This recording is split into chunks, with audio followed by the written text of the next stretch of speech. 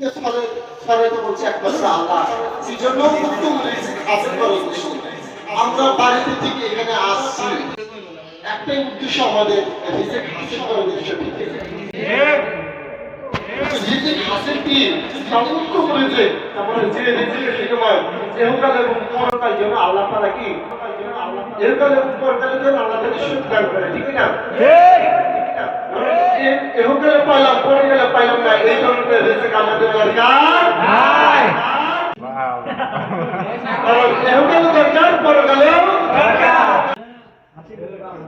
কারণ রিজিকটা এমন একটা জিনিস, লা ইয়াদখুলুল জান্নাতা জাসাদুল মুজামিল হারাম, লা ইয়াদখুলুল জান্নাতা জাসাদুল মুজামিল হারাম।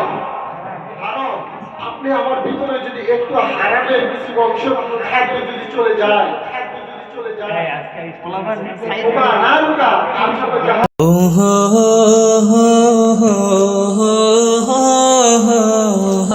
হে প্রাণ প্রিয় বন্ধু সাজন, তোমাদের স্মৃতিগুলো ভোলা যায় না। হে প্রাণ প্রিয় বন্ধু সাজন, তোমাদের স্মৃতিগুলো ভোলা যায় না।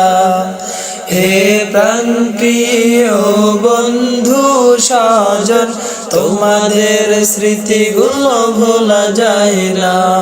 কি করে ভুলবো তোমাদের, ভুলতে যে পারি না। হে প্রাণ প্রিয় বন্ধু সাজন, তোমাদের স্মৃতিগুলো ভোলা যায় না। হে প্রাণ প্রিয় বন্ধু সাজন, তোমাদের স্মৃতিগুলো ভোলা যায় না। সকাল বেলা দেখা হলে কত কথা যেন ছিল মনে, ওই বিকাল বেলা খেলার মাঠে কত স্মৃতি যেন আছে মিশে। এভাবে একদিন ভুলে যাবে সবাই, রাখবে না কেউ মনে। হে প্রাণ প্রিয় বন্ধু সাজন, তোমাদের স্মৃতিগুলো ভোলা যায় না।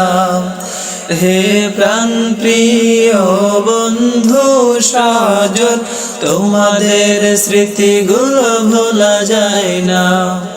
হঠাৎ করে যাব চলে 3.5 হাত মাটির ঘরে, ওই বাস বাগানে একা করে আমায় সবাই যাবে ছেড়ে।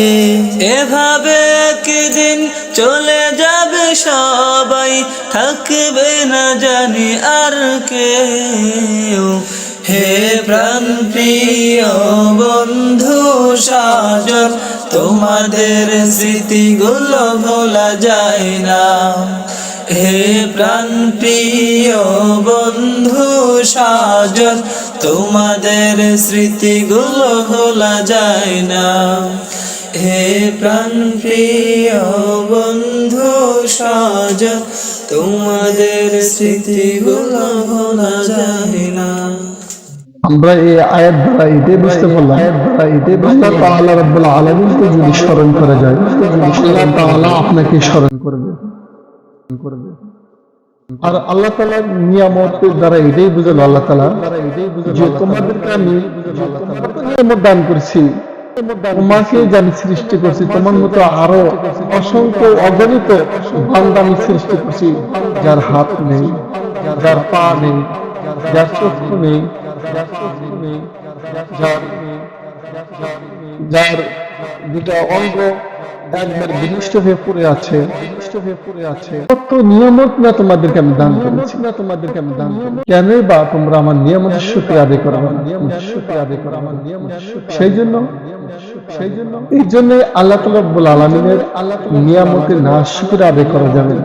কারণ আল্লাহ তাআলা যদি চায় আপনার কাছ থেকে এই নিয়ামতটা কিন্তু ছিনে নিতে পারে।